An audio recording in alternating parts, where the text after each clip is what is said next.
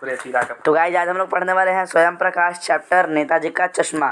ठीक है, तो यहाँ पर सबसे पहले स्वयं प्रकाश का जन्म सन 1947 यानी कि आज़ादी के दौरान हुआ था, मध्य प्रदेश में हुआ। मैकेनिकल इंजीनियरिंग की पढ़ाई करके एक औद्योगिक प्रतिष्ठान में नौकरी करने वाले स्वयं प्रकाश का बचपन और नौकरी का बड़ा हिस्सा राजस्थान में बीता। मतलब मध्य प्रदेश में जन्म हुआ, लेकिन ज़्यादातर इनके ज़िंदगी का हिस्सा कहाँ पर बीता? राजस्थान में। ठीक है, फिलहाल स्वैच्छिक सेनानिवृत्ति के बाद वे भोपाल में रहते हैं और वसुधा पत्रिका संपादन से जुड़े हैं। मतलब कि वसुधा नाम की एक पत्रिका है, मैगजीन, जिनके संपादन से जुड़े हैं कौन? स्वयं प्रकाश जी। ठीक है, 8वें दशक में उभरे स्वयं प्रकाश आज समकालीन कहानी के महत्वपूर्ण हस्ताक्षर हैं। मतलब कि उनके पास बहुत सारे कहानियाँ संग्रह हैं, जिसमें कि सूरज कब निकलेगा, आएंगे अच्छे दिन, आदमी जात का आदमी और संधान, उसके बीच में विनय और ईंधन उपन्यास चर्चित रहे। इन उपन्यासों का कई नाम याद कर लीजिएगा, MCQ में आ सकता है। उन्हें पहल सम्मान, बनमाली पुरस्कार, राजस्थान साहित्य अकादमी पुरस्कार आदि पुरस्कारों से पुरस्कृत किया गया है। मतलब काफ़ी ज़्यादा रिवार्ड्स भी इन्होंने जीत रखे हैं। ठीक है, तो मध्यवर्गीय जीवन के कुशल चितेरे स्वयं प्रकाश की कहानियों में वर्ग शोषण के विरुद्ध चेतना है, तो हमारी सामाजिक जीवन में जाति, संप्रदाय और लिंग के आधार पर हो रहे भेदभाव के खिलाफ प्रतिकार का स्वर भी है। मतलब कि उन्होंने संप्रदाय पर जो डिस्क्रिमिनेशन है उनके बारे में लिखा है।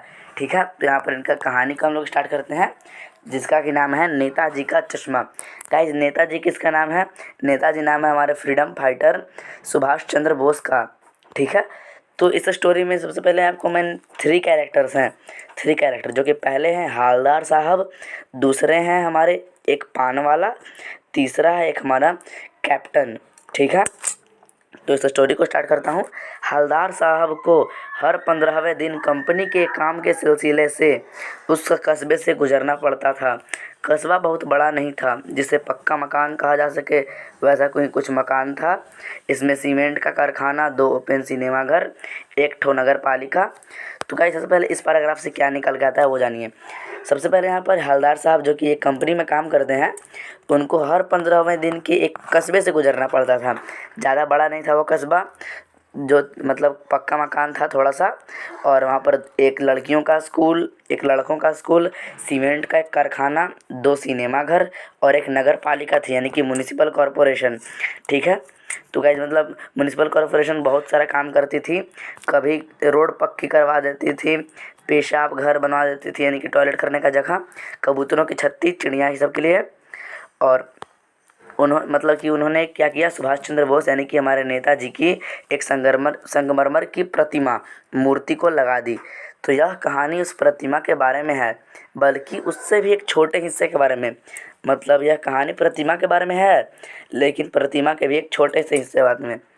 पूरी बात तो पता नहीं, लेकिन लगता है कि देश के अच्छे मूर्तिकारों की जानकारी नहीं होने और अच्छी मूर्ति की लागत, अनुमान और उपलब्ध बजट से कहीं बहुत ज़्यादा होने के कारण काफ़ी समय ऊहापोह और चिट्ठी पत्री में बर्बाद हुआ होगा, और बोर्ड की शासनाविधि समाप्त होने पर घड़ियों में से किसी स्थानीय कलाकार को ही अवसर देने का निर्णय लिया गया होगा। गाइस देखिए, म्युनिसिपल कॉरपोरेशन अगर काम करेगी तो वो सरकारी काम होगा, और आप लोगों को पता है कि सरकारी काम में हल्का सा लेट होता है, चिट्ठी पत्री लिखना पड़ता है, मीटिंग कराना पड़ता है। तो फिर इन्होंने लास्ट में क्या मतलब डिसीजन लिया कि किसी स्थानीय कलाकार, मतलब कोई रीजनल कलाकार जो है आसपास का, उसी को मूर्ति बनाने का काम दिया जाएगा। अंत में कस्बे के हाई स्कूल, मतलब कस्बा में जो हाई स्कूल है, उसके ड्राइंग मास्टर मान लीजिए मोतीलाल जी। तो यहाँ पर मोतीलाल जी कौन है? जो कि मूर्ति को बनाते हैं, वो एक गांव के टीचर जी हैं।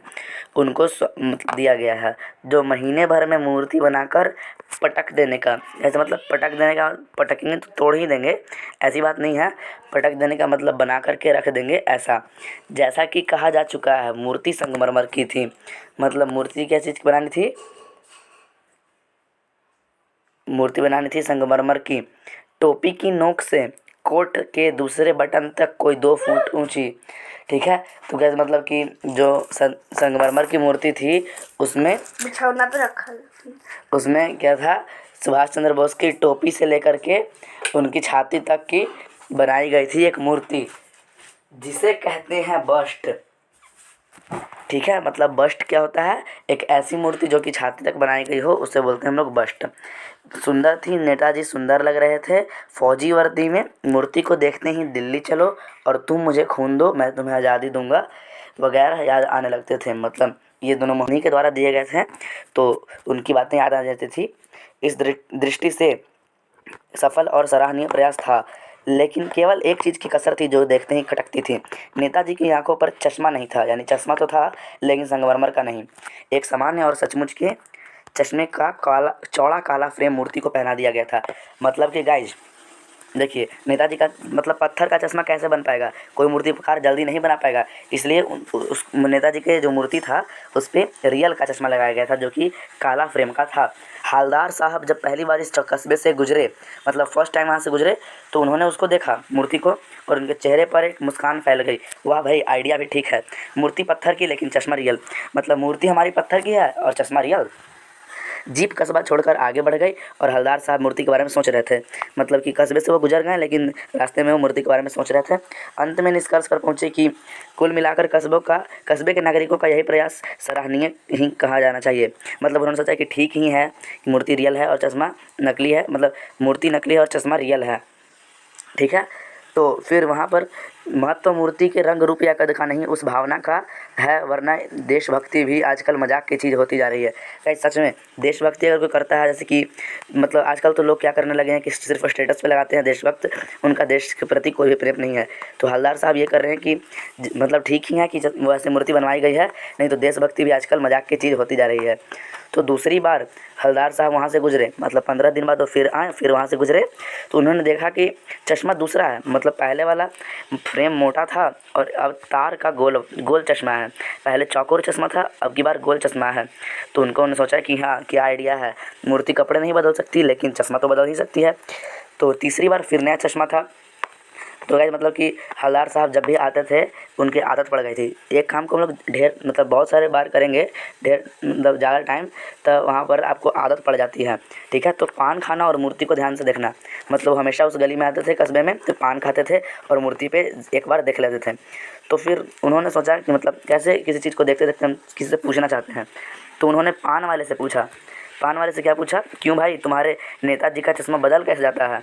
तो पान वाले के मुंह में खुद पान ठूसा हुआ था। गाइस मतलब पान जो बेचते हैं वो खुद भी पान खाते हैं, तो वैसे ही वो भी पान खा रहा था।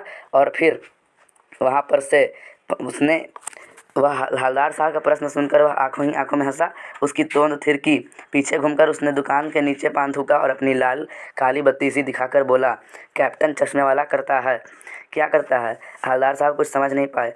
चश्मा चेंज कर देता है, पान वाले ने समझाया। मतलब उसने बताया कि ये चश्मा हर बार चेंज इसलिए होता है क्योंकि कैप्टन नाम का एक आदमी है जो कि हर बार चश्मे को कर देता है चेंज। तो क्या मतलब क्यों चेंज करता है, हवलदार साहब समझ नहीं पाए।